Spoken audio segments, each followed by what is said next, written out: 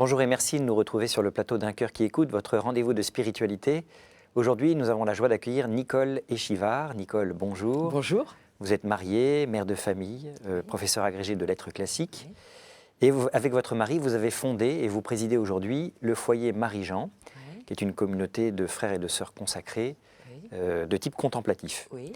Vous êtes également l'auteur de plusieurs livres, je cite les deux derniers de vos ouvrages. Le premier s'intitule Conversation sur la foi, aux éditions des Béatitudes, et le second Vers comme l'espérance, plaidoyer chrétien pour l'écologie, aux éditions Médiaspol.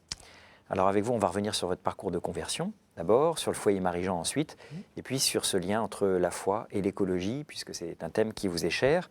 Mais auparavant, comme le veut la tradition dans cette émission, vous allez nous lire un texte. Oui, alors j'ai choisi tout simplement un texte de la parole dans Saint Luc, chapitre 12, un texte fondamental.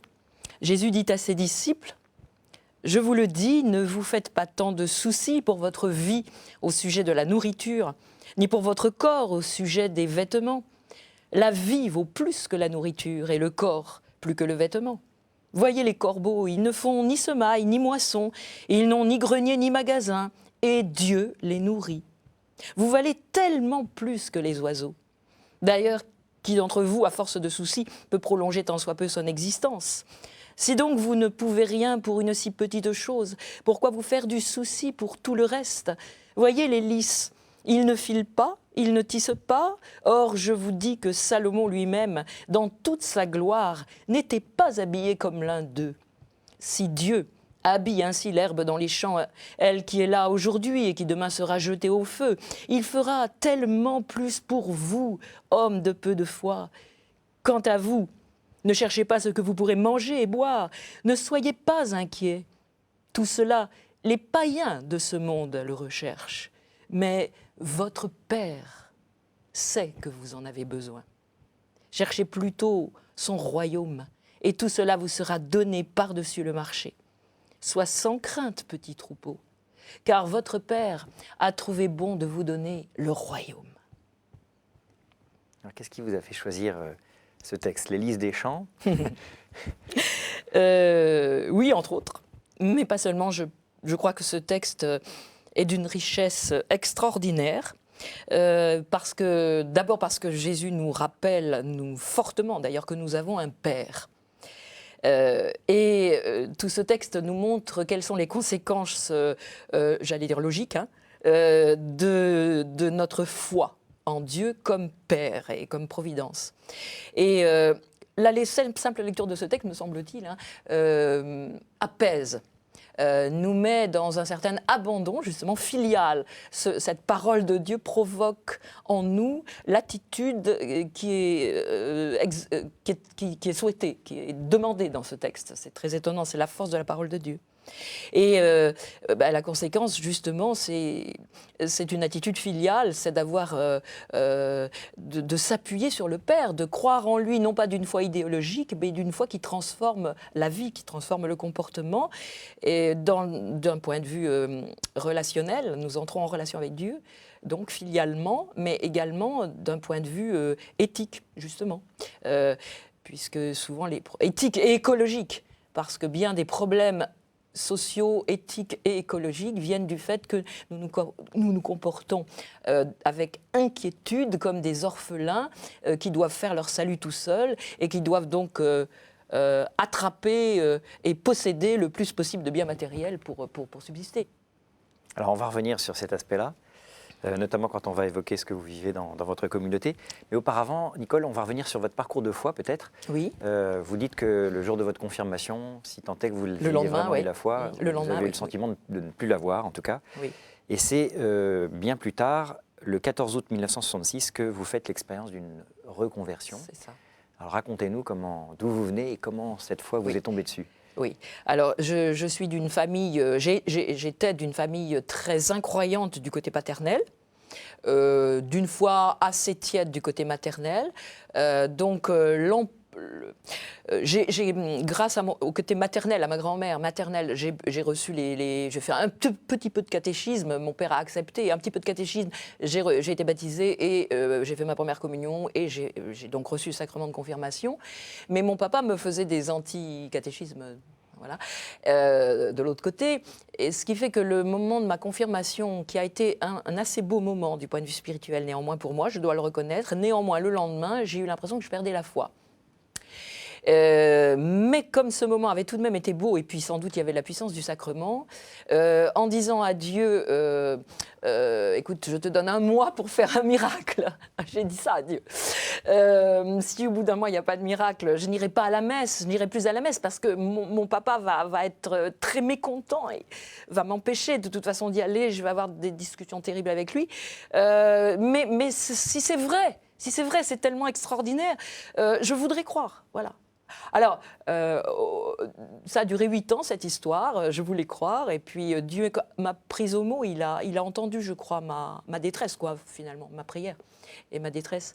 Et bon, il m'a fait rencontrer un professeur dans un lycée public qui avait vraiment la foi, voilà, ça a été très, très important. Je me suis dit, j'ai eu l'impression que c'est la première fois que j'ai rencontré quelqu'un qui était vraiment croyant et qui vivait d'une façon cohérente cette foi. C'était très beau. Je crois que cette personne m'a prise en charge dans sa prière. Et le 14 août, je ne savais pas ce que c'était le 15 août, hein.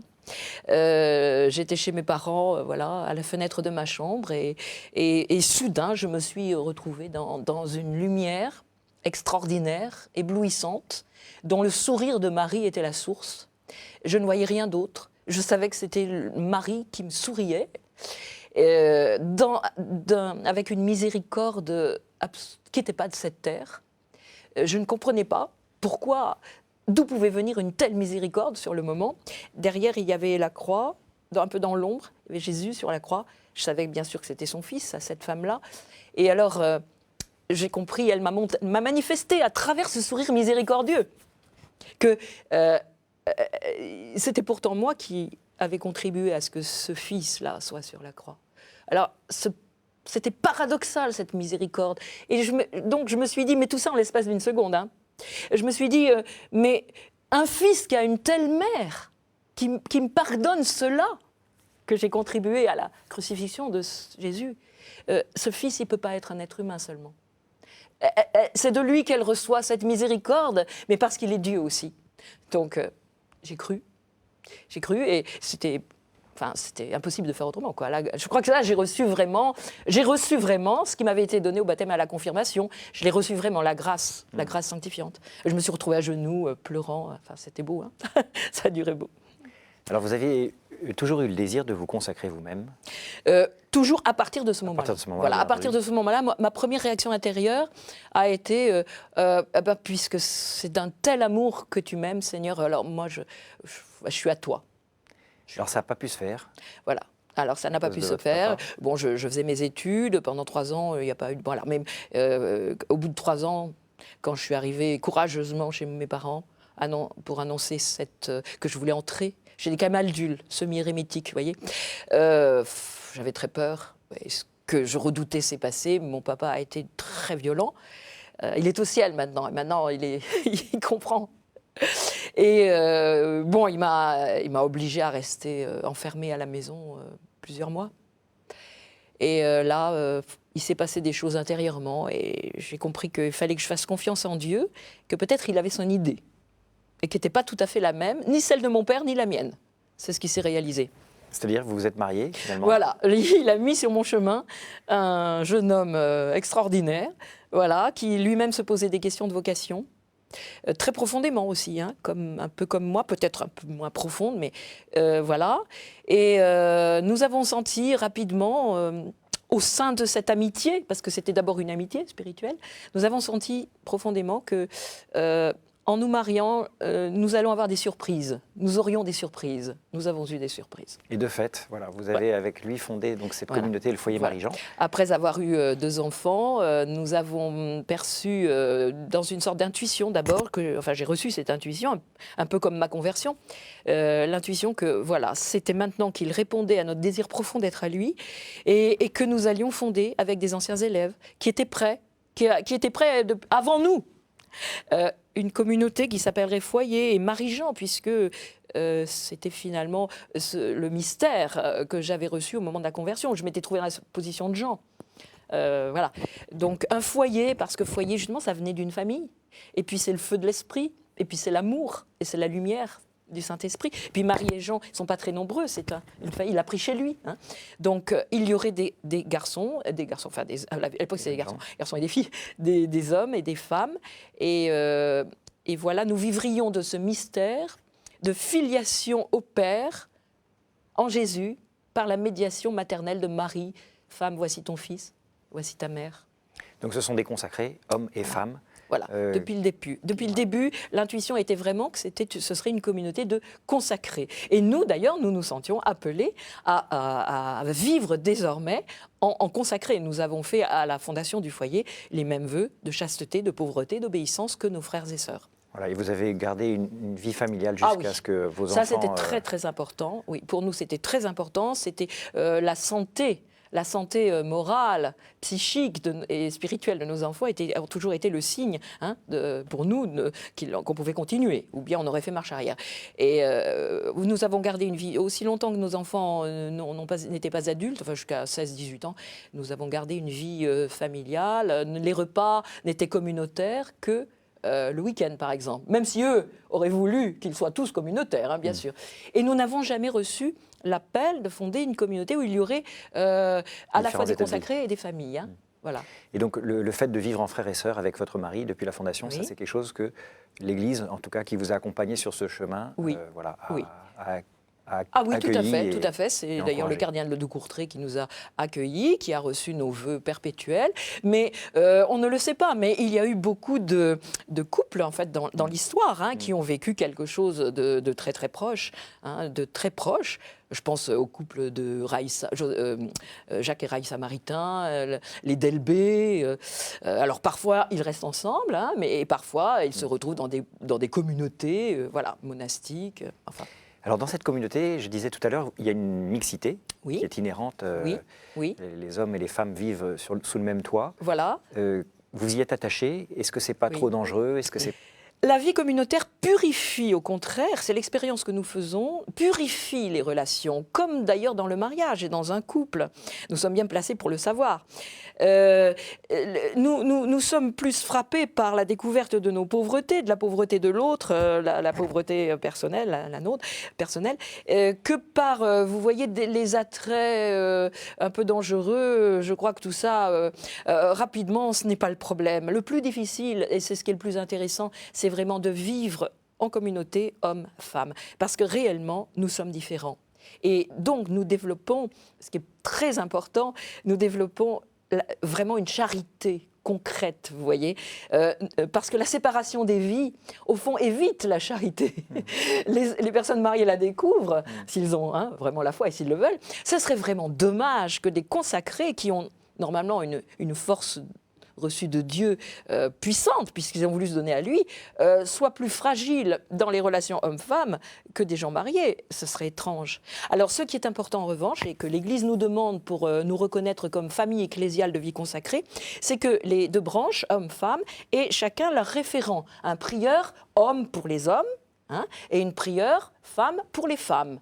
Ça, c'est très important. Il faut en effet, à cause des différences, mais que soit possible une véritable charité dans l'humilité et le sens des complémentarités. Avec, bien sûr, une mère, une femme qui soit le signe de Marie comme mère spirituelle. Au sein de ce foyer, Marie-Jean, vous cherchez à vivre une cohérence donc, entre les exigences de la vie évangélique et en même temps, vous insistez beaucoup sur tout ce qui va concerner l'écologie. Oui. Alors, pourquoi, d'abord? Parce que c'est assez original. Qu'est-ce qui vous y incite? Et comment ça se vit concrètement? Voilà. Qu'est-ce que vous vivez concrètement? Oui, alors, question riche. Ça a été, d'abord, il y a eu un cheminement. Je crois que pour tout le monde, il faut un cheminement pour découvrir cette cohérence qu'il peut y avoir, et cette cohérence nécessaire qu'il doit y avoir entre le regard écologique, un comportement écologique et la foi chrétienne et la parole de Dieu. Ça a été tout un cheminement. Peut-être faut-il vraiment goûter, connaître bien la parole de Dieu, connaître aussi ce qu'ont vécu, ce qu'ont expérimenté des saints, connaître aussi... Il faut un petit peu de mysticisme quand même dans la vie chrétienne pour percevoir d'une manière puissante et stimulante qu'au fond, Dieu a tout créé dans le Christ par lui et en vue de lui. C'est-à-dire que finalement, toute la création est comme le corps cosmique du Christ. Il y a le corps mystique, en ce qui concerne les êtres humains et les anges, c'est le corps mystique, mais plus largement, à travers notre corps, il y a toute la création. Et c'est pourquoi Dieu, en créant chaque réalité, dit « cela a été bon, cela a été bon ». Et quand il a créé tout l'ensemble, il dit « cela a été très bon ». Bon, cela, on a fini par l'entendre. Et donc on s'est dit, il n'est pas juste d'avoir avec la création non humaine des rapports de violence, des rapports de, compulsifs, mercantiles, dégradants. Parce qu'en fait, elle est belle, elle est faite d'abord pour être contemplée, elle est faite pour être aimée comme en attente de l'incarnation. Saint François de Sales dit des choses très belles là-dessus. Saint Maxime le Confesseur dit la raison d'être de toutes les créatures, c'est l'incarnation du Verbe, vous voyez. Bon, alors, concrètement, très concrètement, nous avons donc dans la prière d'abord, dans l'intercession pour la création, nous avons pris en charge un peu cette question, et puis alors nous avons pris des décisions pratiques aussi. D'abord, nous nous sommes rendus compte que la vie communautaire permettait d'économiser beaucoup d'énergie, dans tous les domaines d'ailleurs, y compris humaine, parce qu'on mutualise les talents, voilà. Donc la vie communautaire permet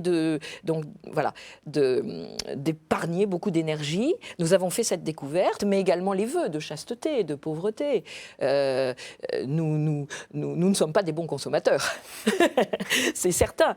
Nous fabriquons beaucoup de choses nous-mêmes, de manière naturelle. Nous avons éliminé, alors il y a des choses très pratiques qui sont plutôt de l'ordre des recettes qu'on trouve partout. Éliminer tous les détergents dangereux. Nous avons mais des choses aussi qui sont beaucoup plus positives et plus sont plus des recettes. Nous nous sommes dit c'est important d'avoir un potager. Nous avons commencé par un rucher d'ailleurs. Un potager, donc ce potager, certains d'entre nous ont fait des sessions d'agroécologie chez Pierre Rabhi, Terre Humanisme, et donc nous avons un potager qui nous permet il est petit, donc il nous permet une toute petite indépendance par rapport, autonomie par rapport au système commercial et économique. Mais c'est important. Et ça nous fait redécouvrir en même temps non seulement le sens de cette terre, parce qu'Adam, c'est le terreux.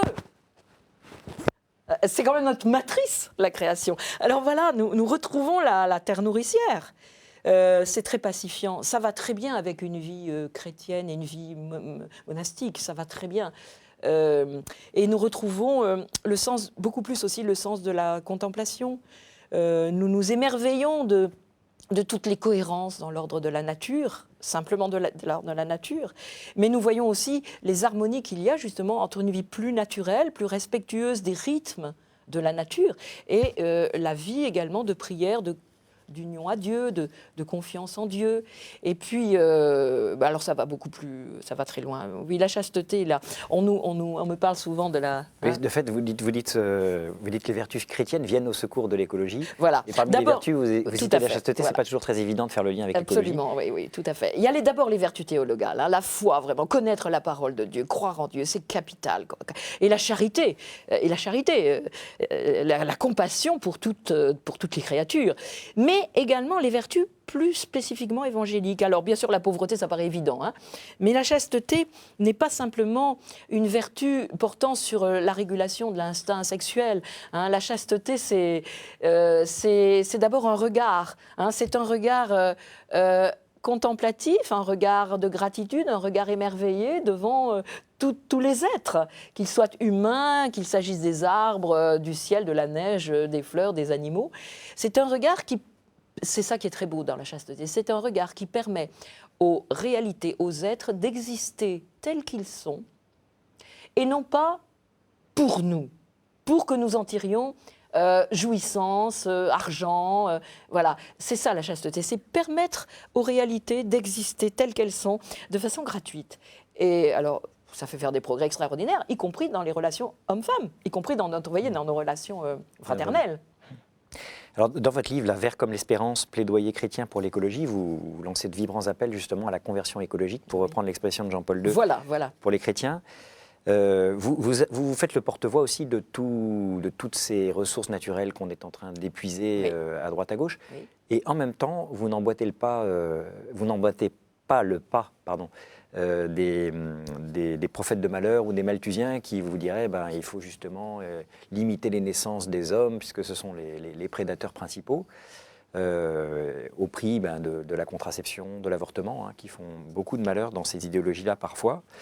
Au contraire, pour vous, voilà, c'est pas cohérent.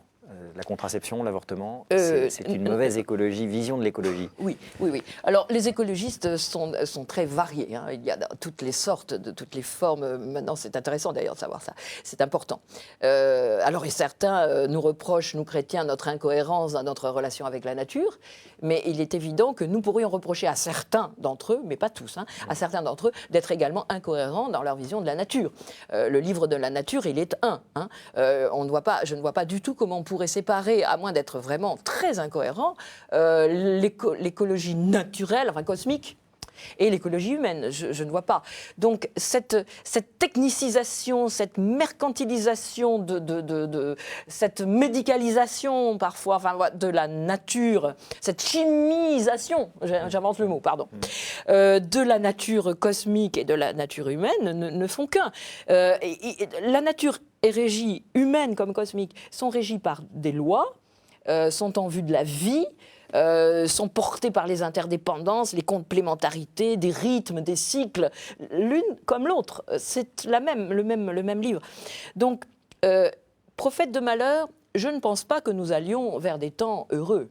L'Apocalypse, celui qui l'a écrit est un prophète de malheur. Et toute la parole de Dieu nous dit que ça va être terrible dans les derniers temps. Il n'y aura peut-être pas la foi, il va y avoir une grande violence, des grandes violences qui vont détruire la création actuelle. Donc je ne suis pas prophète de bonheur.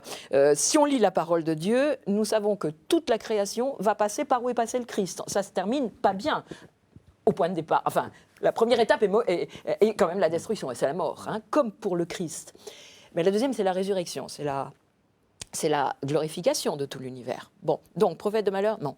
En ce qui concerne, en revanche, le malthusianisme, entre autres, je ne suis pas du tout d'accord, et certainement pas par des moyens qui ne sont pas le respect des rythmes naturels des hommes et des femmes, et le respect de relations qui soient d'amour. Se décharger de ses responsabilités morales dans l'ordre de l'amour, dans les relations entre l'homme et la femme, se décharger de ses responsabilités morales entre les bras des possibilités scientifiques, me paraît revenir à une barbarie qui peut-être n'a même jamais existé. Mais ce n'est pas simplement de ce point de vue. Je crois aussi que le non-respect des complémentarités humaines, en particulier hommes et femmes, et la prétention à un égalitarisme, à un libertarisme qui permet au droit de donner des définitions, enfin on l'a vu récemment, on le voit, de donner des définitions qui ne se fondent pas sur la nature, me paraît également extrêmement dangereux, quoi. Enfin, on précipite la fin, on ne fait pas le jeu de la vie de la biosphère. Merci beaucoup Nicole, on va devoir terminer cette émission. J'ai encore 3 questions rituelles auxquelles je vous demanderai de bien vouloir répondre. La première, c'est quel conseil donneriez-vous à quelqu'un qui vous dirait « j'ai envie de devenir chrétien, par quoi dois-je commencer ?» Je lui dirais prends conscience de ce qui, en toi et dans le monde, n'est pas beau. Prends conscience de tout cela avec honnêteté. Souffre-en et rends-toi compte que tout seul, tu es impuissant à régler ces questions. Et ensuite, commence par lire l'évangile de saint Matthieu.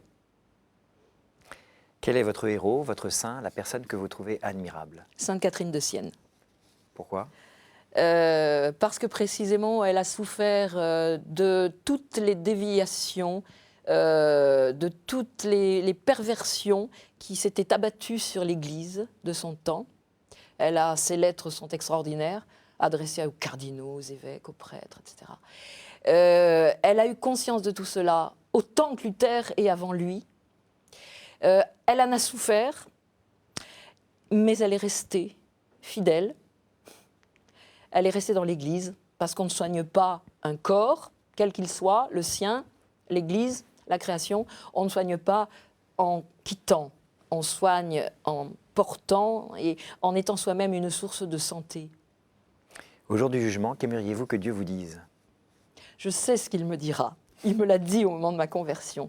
Au jour du jugement, le Seigneur sera tellement miséricordieux.